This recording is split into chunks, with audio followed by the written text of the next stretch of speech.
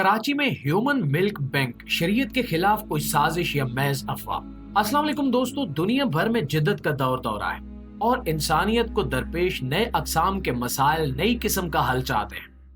आज हम एक ऐसे इंसानी मसले के हल के बारे में बात करने वाले हैं जो इतना नया तो नहीं है लेकिन इतना पुराना भी नहीं है। इसके साथ साथ हम आज की इस वीडियो में इस बात का जिक्र भी करेंगे कि किस तरह से जदीद जमाने के ये मसाइल और इनके ये जदीद हल मुसलमानों के लिए किस तरह से नाकाबिले कबूल है और इस सिलसिले में उलमाए कराम को क्या किरदार अदा करना चाहिए।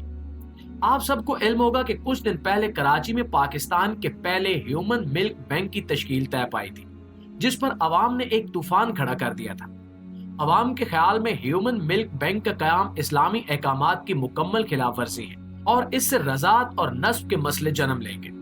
इस सिलसिले को मजीद तेजी उस वक्त मिली जब कराची से ताल्लुक रखने वाले पाकिस्तान के मुफ्ती आजम मौलाना तकी उस्मानी साहब ने एक फतवे के जरिए ह्यूमन मिल्क बैंक की तश्कील को हराम करार दे दिया। आज की इस वीडियो में हम तारीखी तौर पर ह्यूमन मिल्क बैंक की तारीख का जिक्र करेंगे और अरब के खित्ते में मौजूद रज़ात की तारीख को साथ लेकर चलेंगे। इसके साथ साथ हम कदीम और जदीद तारीख को सामने रखकर ये कोशिश करेंगे कि हमें मालूम हो सके कि जदीद जमाने के मसाइल को किस तरह से हल किया जा सकता है जिससे इस्लामी अहकामात पर भी आंच न आए।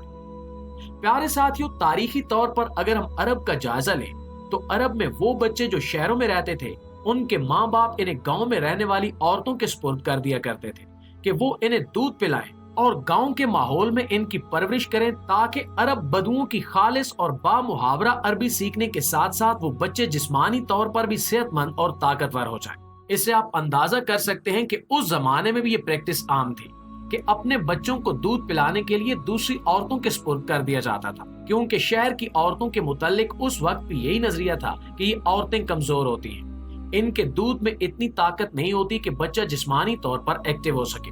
दूसरी जानिब इस सिलसिले में हमारे पास सबसे बड़ी मिसाल खुद नबी अकरम सल्लल्लाहु अलैहि वसल्लम की है, जिन्हें इसी तरह से दूध पिलाने के लिए मुआवजे पर अम्मा हलीमा सादिया और इनके शौहर हारिस के सुपुर्द किया गया था, जो कबीला बनु साद से ताल्लुक रखती थी। मुख्तलिफ रिवायात के मुताबिक नबी करीम सल्लल्लाहु अलैहि वसल्लम ने अम्मा हलीमा सादिया के साथ साथ 2 या 3 और औरतों का भी दूध पिया।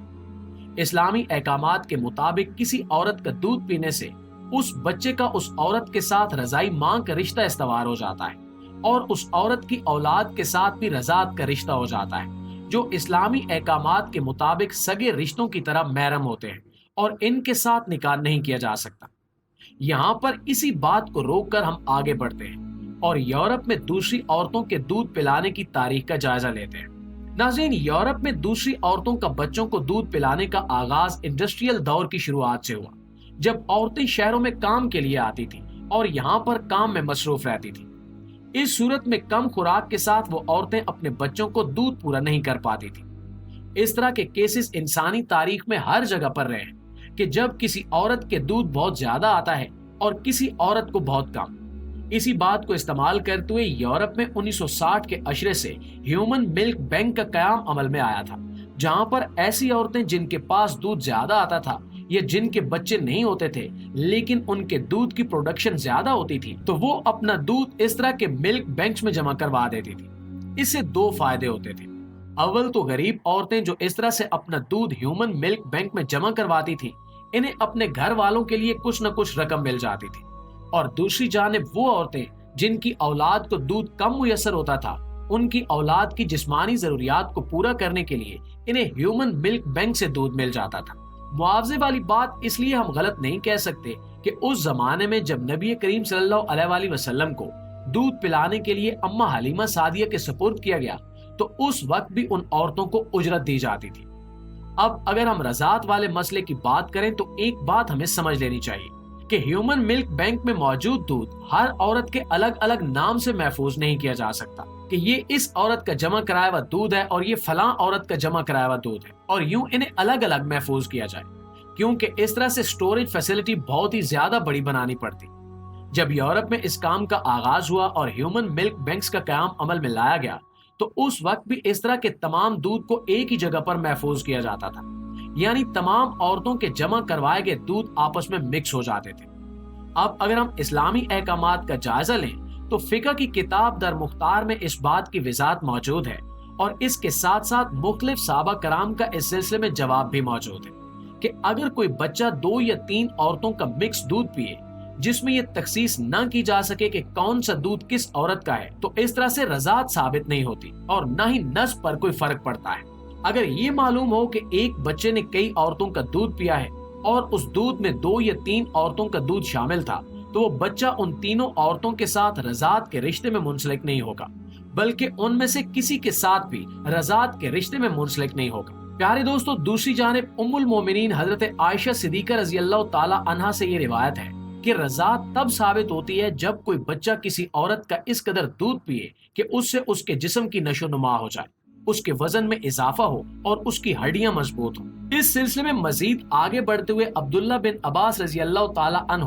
اور سیدہ عائشہ رضی اللہ تعالی عنہا دونوں سے یہ بات مروی ہے کہ اس طرح سے رضاعت ثابت کرنے کے لیے ایک بچے کے لیے کسی بھی عورت کا دودھ کم از کم 3 بار اور زیادہ سے زیادہ 5 بار پیا جائے، تبھی اس بچے کے لیے اس مخصوص عورت کی رضاعت ثابت ہو سکتی ہے۔ ان تمام روایات سے اب آپ کے سامنے ایک بات واضح ہو چکی ہوگی کہ اگر دودھ مکس ہو تب دودھ پینے سے رضاعت ثابت نہیں ہو سکتی، اور اگر کسی مخصوص عورت کا دودھ بھی کم از کم 3 سے 5 بار پیا جائے تب بھی رضاعت ثابت ہو سکتی ہے۔ یہ تمام کے تمام اسلامی احکامات ہیں۔ اور اب اگر ہم کراچی میں قائم ہونے والے ہیومن ملک بینک اور اس سلسلے میں پیدا ہونے والے سوشل میڈیا کے طوفان اور اس کے بعد اس کے بارے میں آنے والے حرمت کے اس فتوے کی بات کریں تو یہاں دونوں فریقوں کا قصور ہے۔ ہیومن ملک بینک قائم کرنے والی اس کمپنی نے اپنے پروسیجر کے بارے میں کچھ بھی بتانے سے انکار کر دیا تھا، جو کہ موجودہ دور کی کمرشل اور کارپوریٹ روایات کے خلاف ہے۔ ہر کمپنی اپنے پروسیجر کو پبلک کرتی ہے اور بتاتی ہے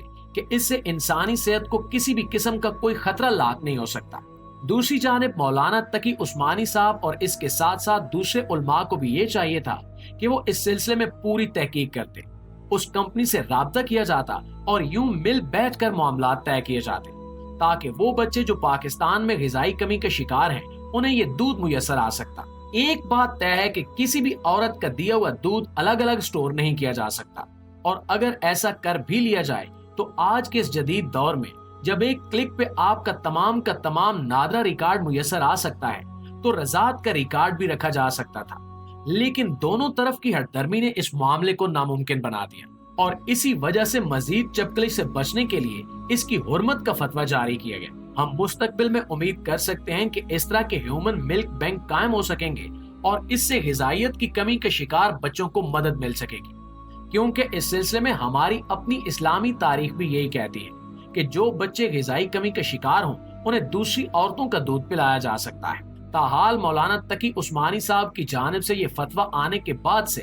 یہی خبریں سرگرم ہیں کہ ہیومن ملک بینک جو کراچی میں قائم ہونے جا رہا تھا اسے بند کر دیا گیا ہے۔ اس سلسلے میں مزید بات چیت ابھی جاری ہے تاکہ سارے پروسیجر کو شریعت کی روشنی میں از سر نو ترتیب دیا جا سکے۔ لیکن دوستو، آپ لوگوں کی رائے اس حوالے سے کیا کہتی ہے؟ کمنٹ سیکشن میں ہمیں ضرور بتائیے گا۔ انشاءاللہ آپ سے ملاقات ہوتی ہے اگلی ویڈیو میں۔ تب تک اپنا ارد گرد کے لوگوں کا، اپنے پیاروں کا ڈھیر سارا خیال رکھیے گا۔ اللہ نگہبان۔